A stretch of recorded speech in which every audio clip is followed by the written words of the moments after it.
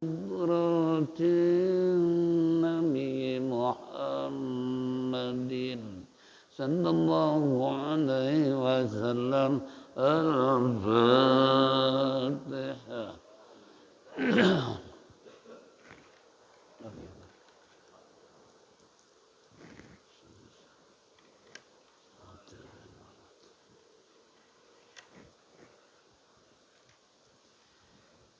يا ربي بالمصطفى بلغ مقاصدنا واغفر لنا ما مضى يا واسع الكرم.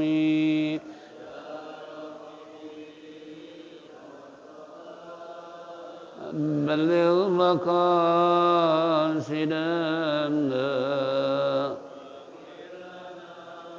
ما مضى بسيد الخلق شمس الحق متصم محمد الخير معصوم ومتصم. يا رب بالمصطفى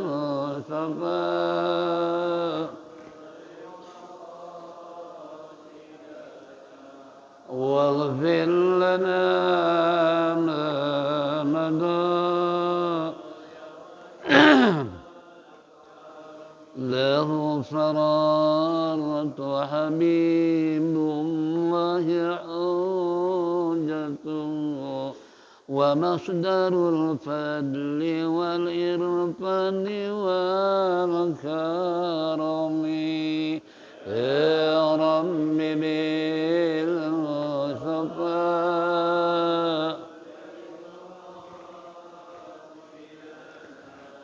واغفر لنا ما مضى أسر الوجود وروح الكون بهجته زين الشمائل والأدب والشيم. يا رب بلغ مقاصدنا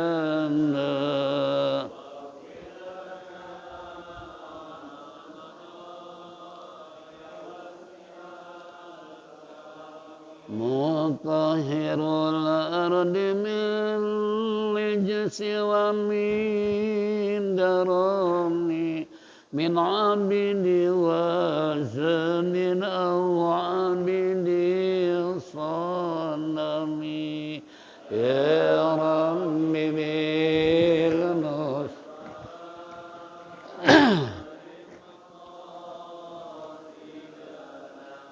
واغفر لنا ما مضى لله من منكد الإنسان من سكر خير البليات من غرب ومن عجم. يا رب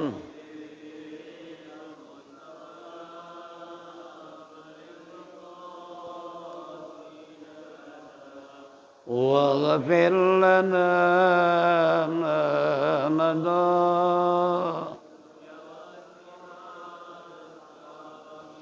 اللهم صل وسلم وبارك عليه. معاشر المسلمين والmuslimat rahimakumullah. Alhamdulillah rabbil alamin. Wassalatu wassalamu ala asyrafil mursalin sayyidina wa syafi'ina wa maulana Muhammadin wa ala alihi wa sahbihi ajma'in. Amma ba'du fa inna asdaqal kitabullah khairal hadi wa hadi sayyidina Muhammadin sallallahu alaihi wasallam wa syarrul umuri muhdatsatuha wa kullu muhdatsatin bid'ah wa kullu bid'atin dhalalah wa kullu dhalalatin finnar. Wa qala al-musannif rahimallahu ta'ala wa adaman naf'a bihi wa bi ulumihi fid daraini amin. Wa qala ma'asyiral muslimin wal muslimat rahimakumullah. Bapak-bapak, ibu-ibu hadirin jamaah Masjid Jami' Adia Guru Sya'ban yang saya hormati, kembali ungkapan puji syukur kita terlebih dahulu kehadirat Allah Subhanahu wa taala atas segala rahmat dan nikmat yang diberikan kepada kita sehingga sampai saat ini kita masih bisa bersilaturahmi, bertatap muka, duduk bersimpuh bersama-sama di tempat yang mulia dalam rangka menindaklanjuti talim rutin di pagi hari menjelang siang. Tentunya harapan kita mudah-mudahan apa yang kita lakukan semua ini mendapat ridha Allah Subhanahu wa taala, taufik dan hidayah, rahmat dan inayah selalu menyertai kehidupan kita sehingga kelak mati husnul khatimah. Amin ya rabbal alamin. Baiklah hadirin jamaah rahimakumullah, kembali Al-Jawahirul Kalamiyah fi idahi aqidatil Islamiyah membahas tentang hal yablugul waliyu darajatan nabiyyi. Itu. Bismillahirrahmanirrahim. Sin hal yablugul waliyu darajatan nabiyyi wa hal yasilu illa halatin tasqutu anhu takallifu indaha.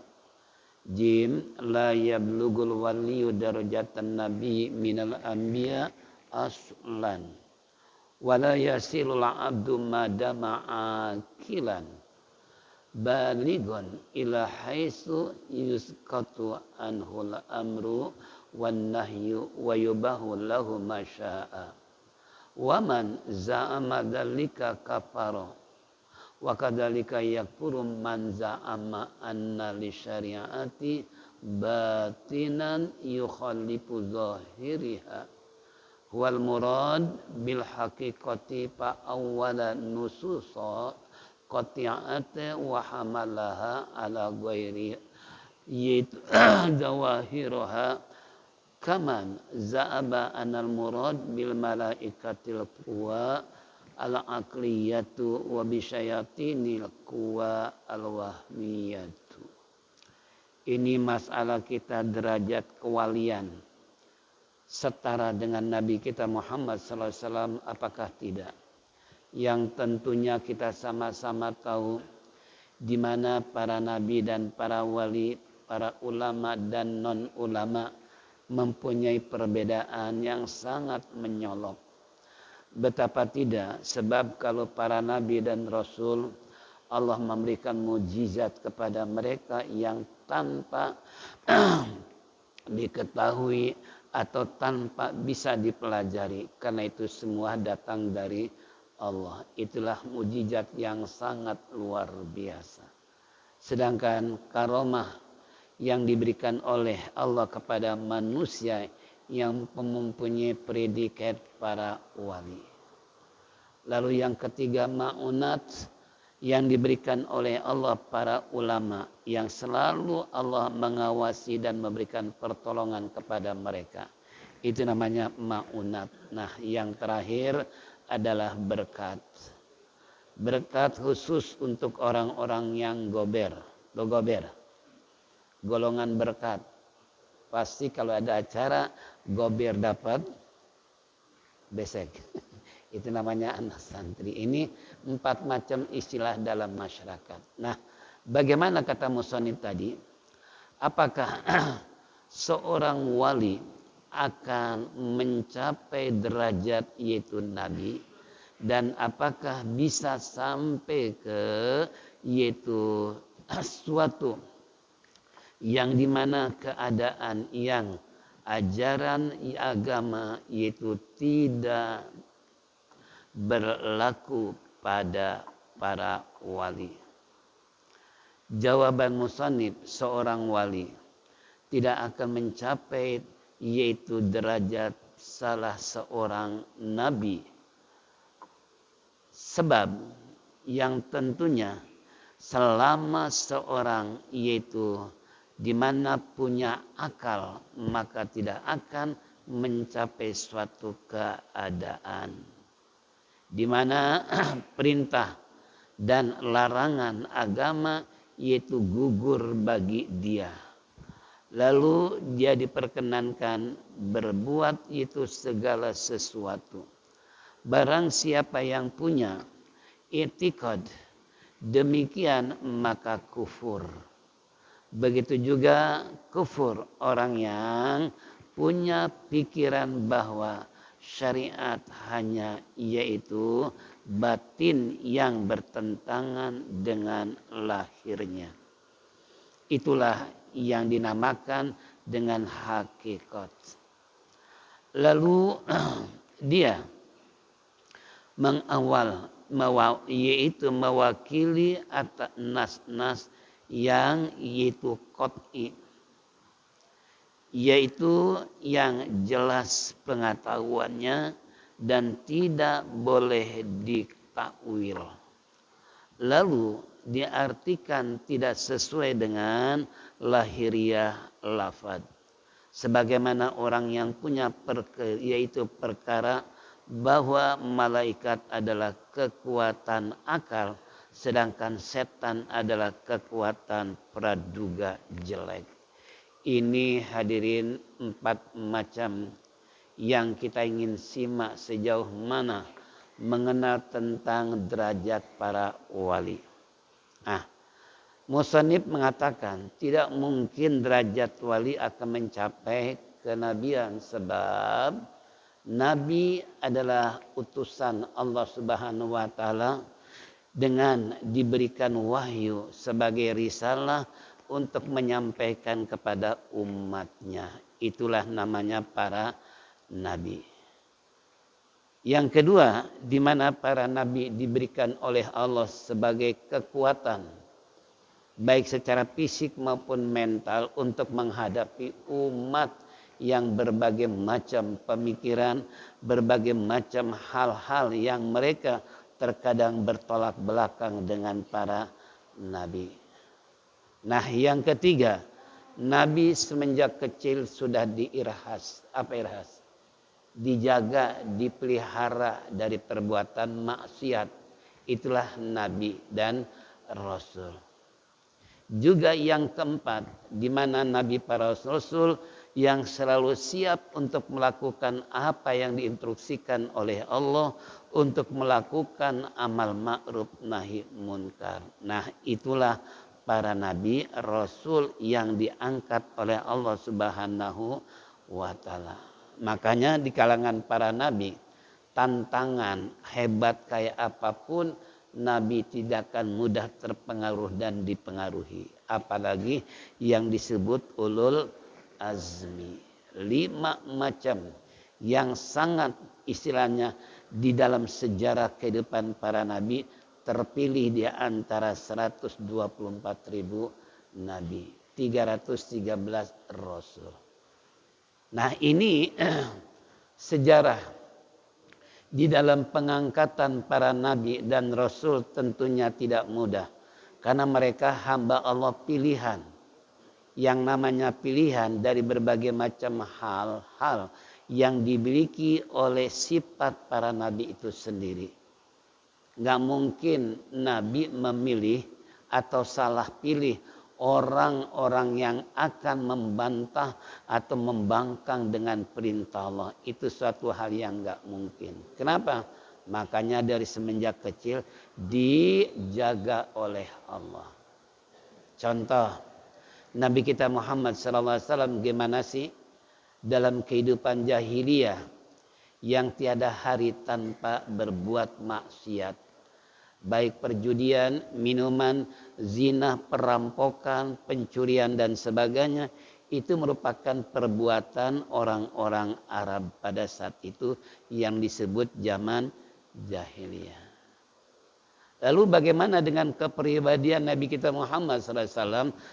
Di saat kehidupan mereka yang dekadensi moral, kebijakan akhlak tersebut, Allah selamatkan kepada Nabi kita untuk selalu berkhalawat. Apa berkhalawat? Kalau orang Hindu bilang tapa ya. Kalau orang kita bilang menyendiri untuk menghindar diri dari perbuatan maksiat supaya tidak terpengaruh. Itulah makanya Nabi turun naik istilahnya ke dalam gua Hiro dalam rangka menghindarkan perbuatan maksiat.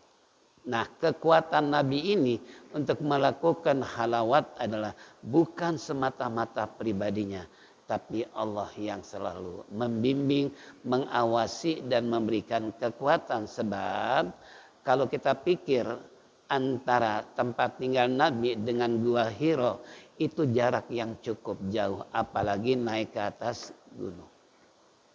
Dari gunung turun lagi di tengah-tengah arah utara, itulah gua Hiro ya.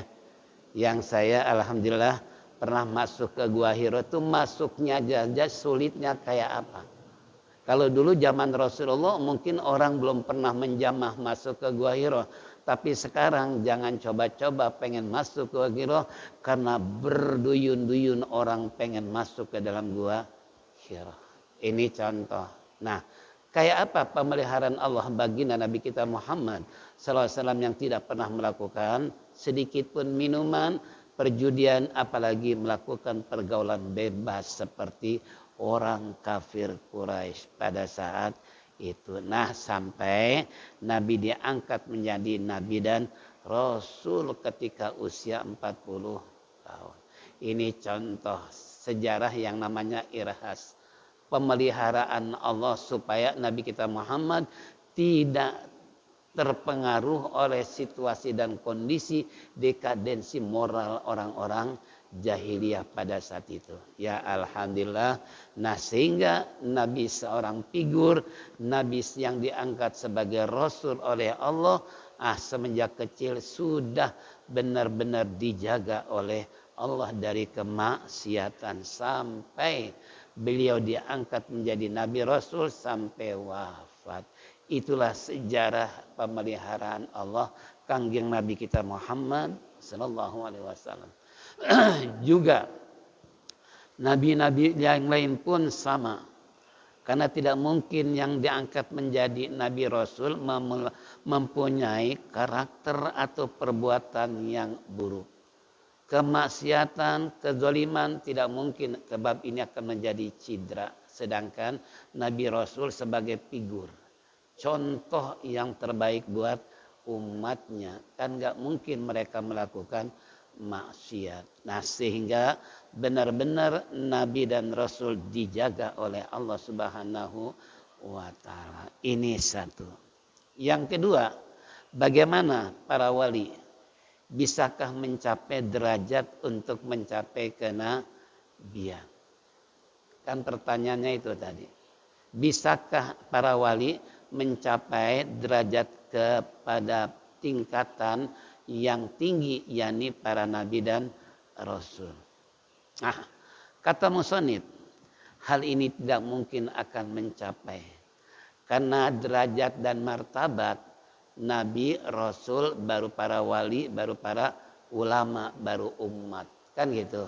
Ini tingkatan-tingkatan kedudukan derajat di hadapan Allah. Makanya peringkat pertama adalah para Rasul dan Nabi.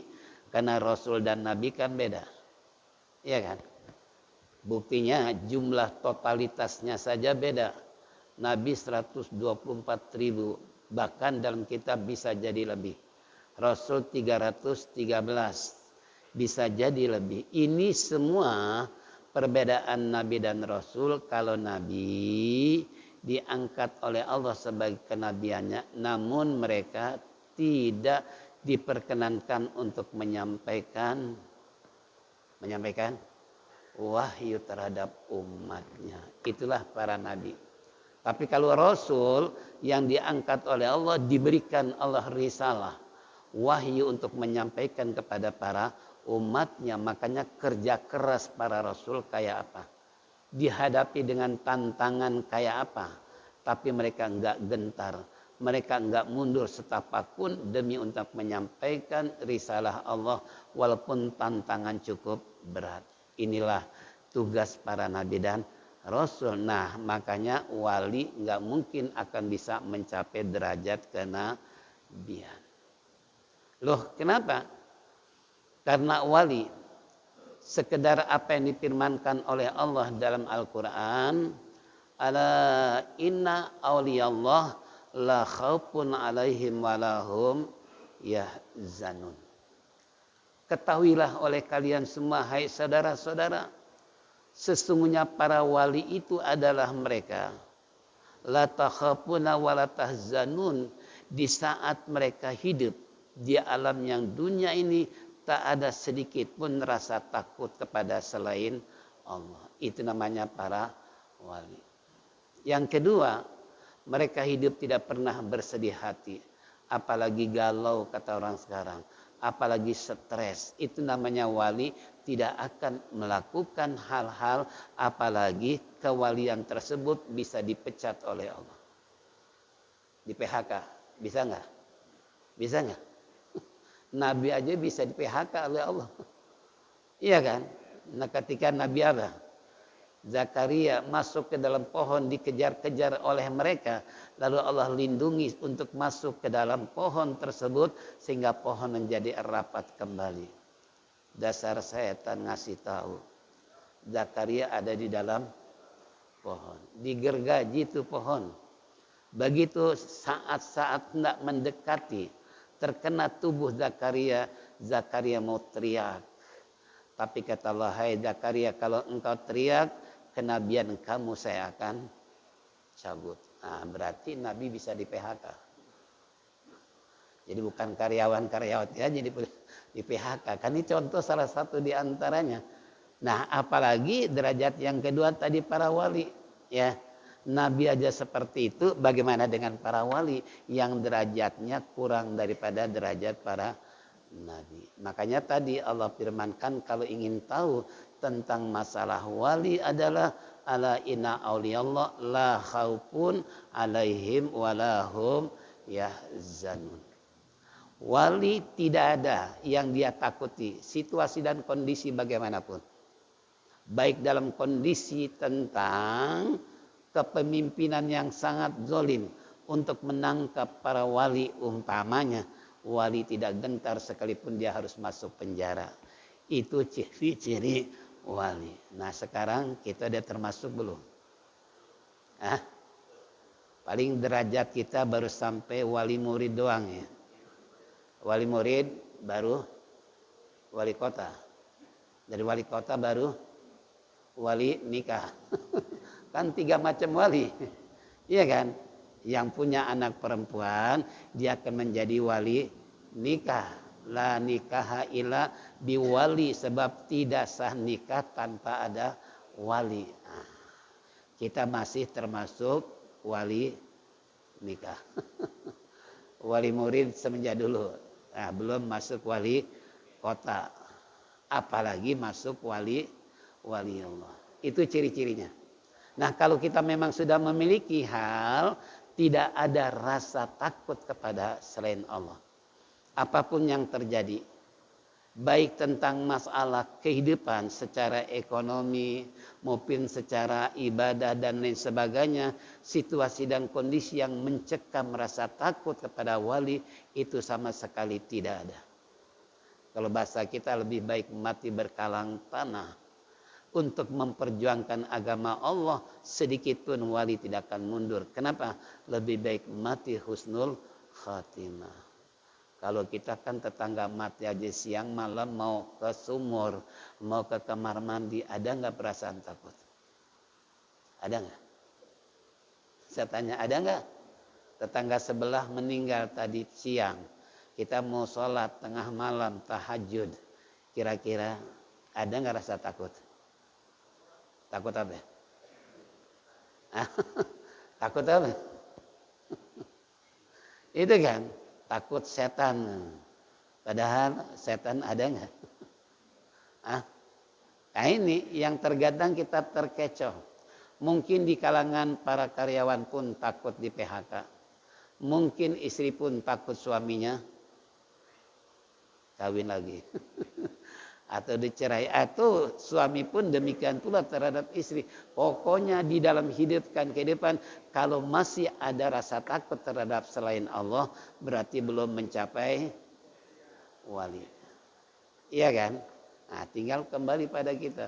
Koreksi diri. Sudahkah kita udah mencapai derajat para wali yang tidak pernah ada yang dia takuti kecuali hanya Allah. Sebab pernyataan Allah, innama yakhsallahu min ibadihil ulama.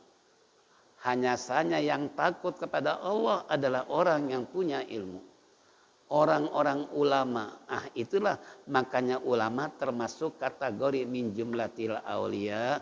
Cuman wali itu ada yang masyhur, ada yang mastur. Tahu masyhur? Terkenal. Kewitan. Ya, luar Batang. Mana lagi? Kalibata. Mana lagi? Bogor. Itu siapa sih yang nggak kenal? Atau para wali songo. Itu namanya wali masyhur.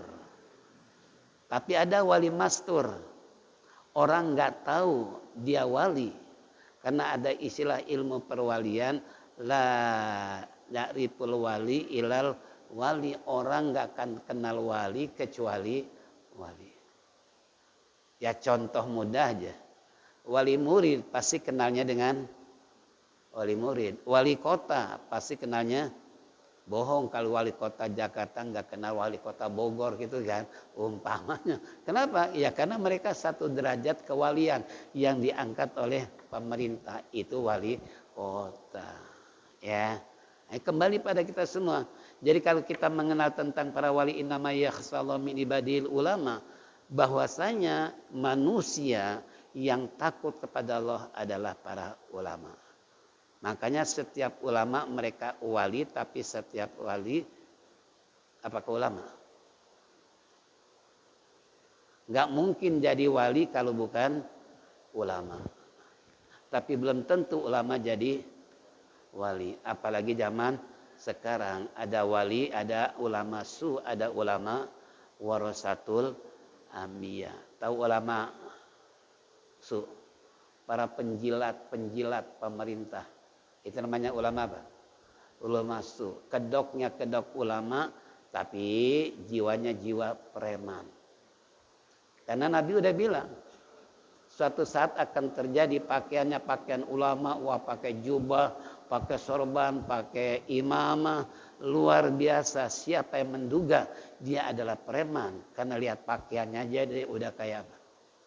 Kayak Batman mau terbang. Itu kan? Wibawanya luar biasa. Tapi siapa duga ini orang yang gak benar padahal jiwanya preman. Contoh, ada insiden seorang yang berpakaian ulama ternyata bandar narkoba. Ada kasus terungkap ya. Jadi setelah diselidiki ternyata cuman pakaiannya ulama tapi jiwa preman. Ternyata dia bandar. Ulama-ulama mubalik bingung. Kenapa? Loh dia kan suka jemput kita. Dia kan orangnya baik segala macam pakaiannya kayak ulama. Tapi ternyata menyimpan narkoba 3 kilo di rumah. Kira-kira kayak apa? Ini namanya ulama apa? Ulama su. Dia yang selalu membela ketidakbenaran, ketidakadilan, dibela berdasarkan Al-Quran maupun hadis demi untuk mencapai cita-cita keinginannya di pemerintahan. Itulah yang disebut ulama penjilat. Iya kan? Ada nggak? Ada nggak? Dia kenal orangnya? Udah kenal belum? Itu kan? Itu namanya ulama penjilat. Ya, makanya kalau ulama tulen, saya ingat dulu Abu Somad.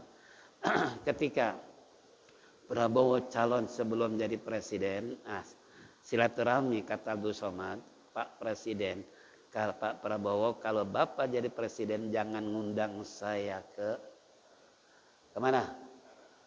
Istana, gitu kan? Itu namanya ulama tuh. Sebab kalau ulama udah masuk istana kira-kira gak? Walaupun dalilnya kayak apa, hebatnya kayak apa, tapi masuk istana siap-siap untuk diapain? Hah? Dicekok, tahu dicekok? Supaya jangan banyak. Itulah ulama penjilat. Ya. Dan dia habis-habisan membela. Kita tahu dia itu enggak adil. Orang berbuat zalim, orang yang dusta segala macam. Tapi kita enggak berani untuk menyampaikan terhadap masyarakat ataupun rakyat bahwa ini adalah pemimpin yang zalim. Kenapa? Karena cekokan yang sudah masuk sedemikian rupa sehingga enggak berani melakukan amal ma'ruf nahi. Itu namanya ulama su. Lain dengan ulama warasatul apa adanya sesuai dengan petunjuk Allah maupun sunnah gila Nabi kita Muhammad sallallahu alaihi wasallam. Makanya saya katakan tadi mereka adalah para wali Allah itu termasuk ulama, tapi ulama belum tentu wali. Ya buktinya ulama penjilat bukan takut sama Allah malah takut dipecat. Itu kan? Ini salah satu contoh. Nah kalau ulama warasatul anbiya mereka tidak pernah terkeming sedikit pun dengan hadiah, dengan setiap undangan datang ke istana amplopnya. Ya saya punya teman MUI itu kalau di kecamatan aja sekali ngundang 500.000 dapat. Gimana ke istana kira ya? Ya makanya alhamdulillah saya suruh ngukur jas ulama saya nggak mau. Mendingan jadi apa? Ulama kecil aja kayak begini. Iya kan? Daripada pakai jas ulama tapi penjilat itu naudzubillah min dzalik. Nah, itu sampai ketua MUI, Ustaz udah ngukur jas ke sana bantu saya. Ini kita kekurangan tenaga ulama di Kemayoran. Aduh maaf deh saya bilang bicara masalah MUI saya bukan gak mau. Kenapa? Gak ada perasaan untuk jadi. Memang kita bukan ulama. Itu kan ini salah satu contoh. Kembali itulah. Jadi wali itu ulama. Tapi ulama belum tentu wali. Nah sejauh mana kita mengenal ilmu para wali. Nah ini yang perlu kita ketahui. Sebab tadi layak ripul wali ilal. Orang tidak akan tahu wali kalau bukan wali. Contoh, Mbah Khalil dari mana? Bangkalan. Pernah jarah ke sana? Pernah jarah belum? Ya, gimana mengenal beliau? Jarah aja belum pernah. Iya kan? Saya ada 2 kali ke sana dengan keluarga. Itu beliau punya sejarah kewalian sampai 50 macam. Karomah itu Mbah Khalil. Makanya iya apa kakeknya Gus Dur siapa? Hasyim Asy'ari, ya kan? Kan kakeknya Gus Dur. Yang pernah diangkat menjadi menteri agama pertama itu Hasyim Asy'ari. Nah, beliau ketika lahir dalam situasi hujan sangat deras, halilintar saling berganti dengan kencangnya. Apa yang terjadi dengan seorang ibu karena ingin punya anak nanti masa depan menjadi ulama besar, maka hujan nggak peduli, halilintar nggak hiraukan. Yang penting bayi dibawa ke rumah Mbah Khalil hanya untuk diapain? Ah, diapain? Disembur. Iya kan? Didoain, ya Allah Rabbi. Apa yang terjadi dengan beliau? Itulah menjadi ulama besar. Banyak karya-karya tulis yang ditularkan oleh Kiai Haji Hasyim Asy'ari. Ya. Nah ini kembali tadi itu dengan doanya apa? Wali. Itu salah satu karomah. Ya sehingga beliau Kiai Haji Hasyim Asy'ari sebagai pendiri NU. NU itu singkatan Nahdlatul Ulama, artinya kebangkitan ulama. Itu namanya jangan ngaku orang NU tapi nggak tahu Pak, Bapak orang NU atau Muhammadiyah atau Wahabi atau Al-Wasliyah. Wah, saya orang NU tulen. Kenapa? Karena sering tahlilah, baca kunut, sholat pakai sarung, pakai peci, pakai koko. Itu namanya orang NU gitu kan. Tapi ketika ditanya apa sih NU, tahu gelap. Nasi uduk. NU nasi uduk. Padahal itu ketika beliau melihat Muhammadiyah udah mendirikan organisasi Muhammadiyah, nah ulama belum punya wadah untuk menyatukan inspirasi dan kehendak ulama. Beliau sehingga ya silaturahmi dengan Mbah Khalil, minta pendapat bagaimana ini ulama belum punya wadah organisasi. Maka Mbah Khalil bilang, coba kalau kamu kasih nama NU, Nahdlatul Kebangkitan Ulama sampai sekarang. Itu salah satu contoh. Lalu yang kedua, beliau Mbah Khalil ketika jamaahnya mau pergi haji, beliau kirim surat. Apa kata beliau? Tolong nanti kalau kamu ketemu dengan anjing berwarna hitam di Masjidil Haram, tolong ini surat kasih sama anjing. Nah, logika kita, kira-kira di Masjidil Haram ada anjing gak? Nggak ada. Nggak bakalan ada, nggak mungkin. Karena Masjidil Haram tempat yang suci. Masa ujug-ujug anjing masuk ke dalam? Jangankan anjing, merpati aja nggak mau masuk ke Ka'bah gitu kan. Hanya seputar tembok batas mau wilayah masuk Masjidil Haram. Itu burung merpati, apalagi anjing. Si murid bingung. Gimana caranya? Apa mungkin nih di Masjidil Haram ada anjing berwarna hitam, sementara ini surat suruh kasih sama anjing. Bingung sepanjang jalan mikirin, ya Allah mudah-mudahan saya ketemu anjing, tapi akal kayaknya nggak mungkin anjing ada di singkat kata, begitu sampai di Mekah, si muridnya ini cari itu anjing, nggak ketemu-temu. Sampai dia berdoa, ya Allah mudah-mudahan saya ingin menyampaikan amanat guru saya untuk mengirim surat ini yang suruh dikasih sama anjing berwarna hitam. Begitu keluar dari Masjidil Haram, ternyata nih anjing udah ngejogrok. Tuh ngejogrok. Udah nungguin dengan lidah terulur. Lalu si jamaah tersebut bilang, wahai anjing, ada amanat dari Tuan Guru Mbah Khalil, tolong nih surat terima. Anjing cuman ngangguk, begitu dipegang langsung jalan hilang. Murid bingung kan? Bertanya-tanya nggak? Ini anjing apa orang? Tapi wujudnya anjing. Nah, begitu sampai di Madura, sampai di sana Bangkalan, beliau penasaran, ya, langsung datang. Kemudian beliau bilang, guru, itu anjing apa orang sih? Emang kenapa?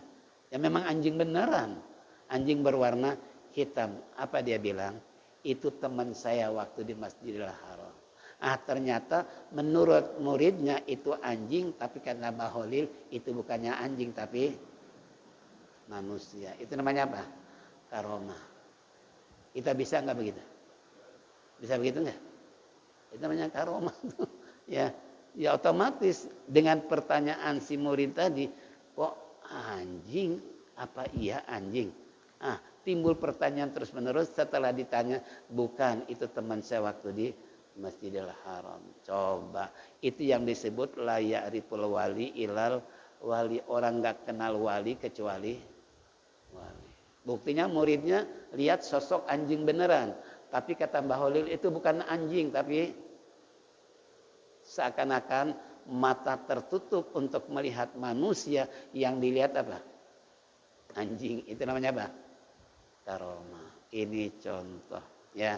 50 macam, karena saya punya sebuah buku tuh judulnya mengirim surat kepada anjing berwarna hitam. Itu 50 karomah beliau. Ini salah satu contoh. Yang kedua lagi karomah beliau. Di saat kalau musim jagong, kan orang Madura nanam jagong kan. Ini setiap mau panen nih jagong pagi-pagi udah habis, ludes dicuri orang. Lalu beliau datang, mereka datang ke Baulin, Tuan Guru, di setiap kita mau panen, pagi-pagi itu jagung udah habis. Siapa sih pencurinya? Emang kenapa? Kita pengen tahu siapa pencuri jagung kita kalau musim panen kok habis di malam hari. Udah kata Mbah Khalil, baca nih kata kalimat apa? Zaidun qaimun. Zaidun qaimun. Zaid kan nama si Zaid, qaimun berdiri. Padahal namanya kan belum tentu si Zaid. Tapi suruh baca doa apa? Zaidun qaimun, Zaidun qaimun. Wah, masyarakat kompak baca ngamalin apa yang dikatakan Mbah Khalil supaya pencurinya tahu siapa yang sebenarnya.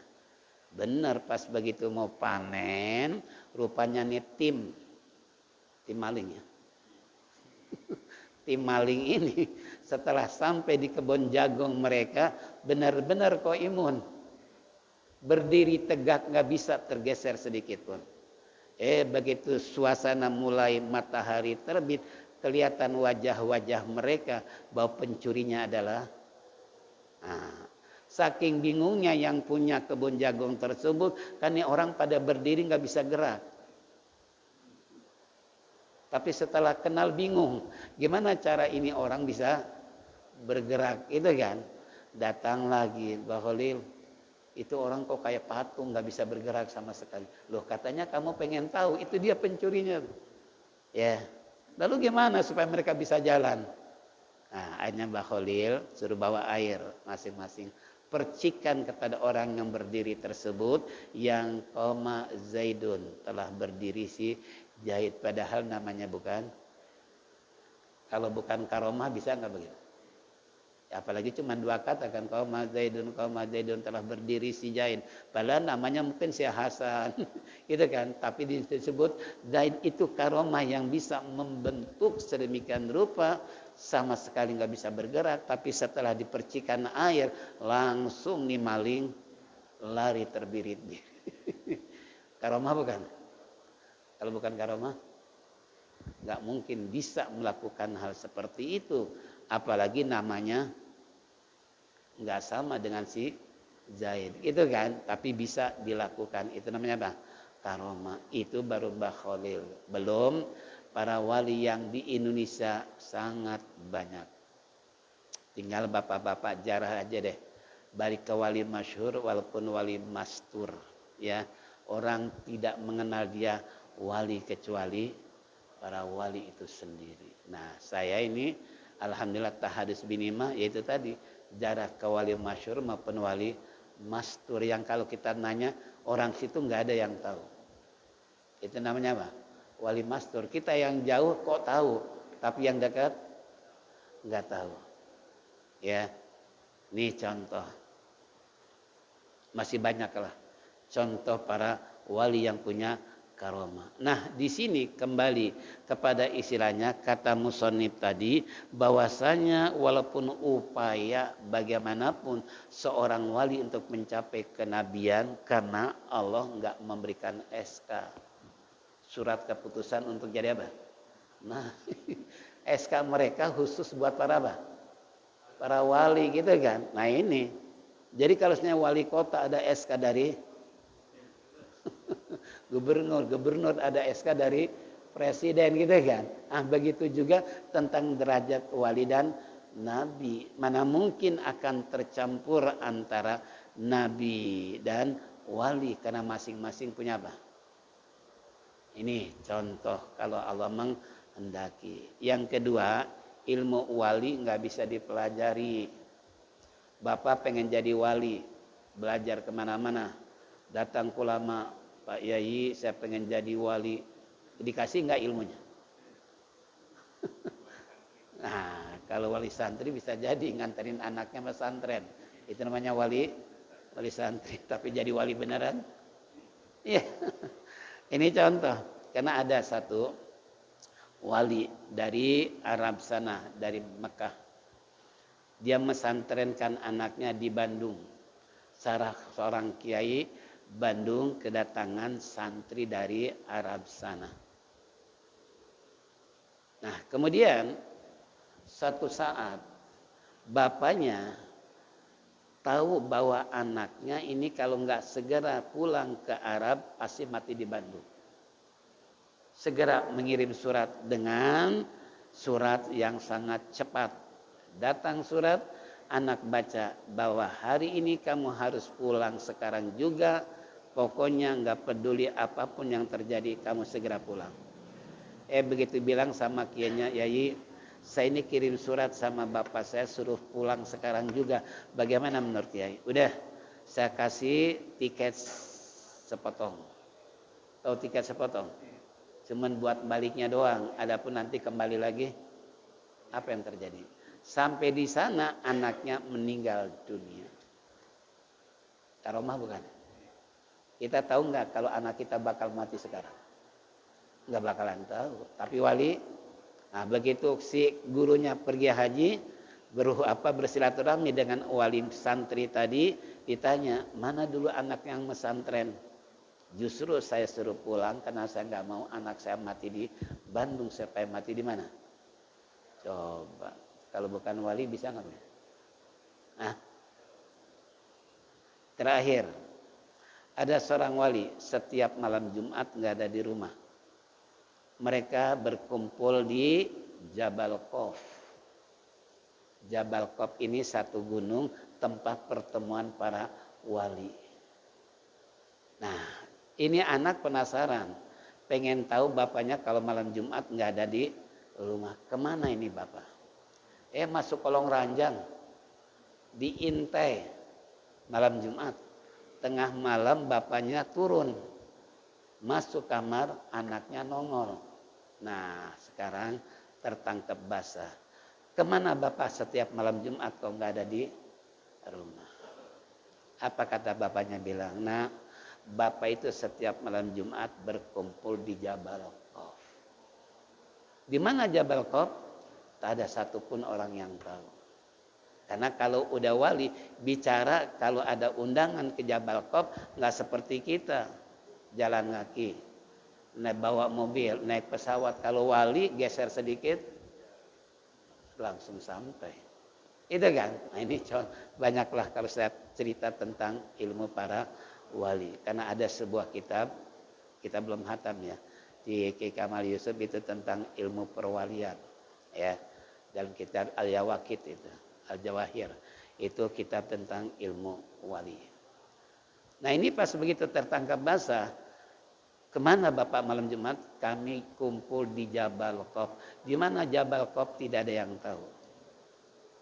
Nah kalau gitu boleh dong ilmu wali diwariskan kepada saya untuk saya sebagai pengganti wali. Apa kata bapaknya? Nah, ilmu wali tidak akan bisa dipelajari karena pengangkatan resmi wali ini langsung dari siapa? Dari Allah. Walaupun bapak kamu wali, nggak mungkin bapak memberikan ilmu wali. Kenapa? Karena pengangkatan wali bukan warisan. Gitu kan? Nah kalau sekarang presiden aja anaknya jadi umpama.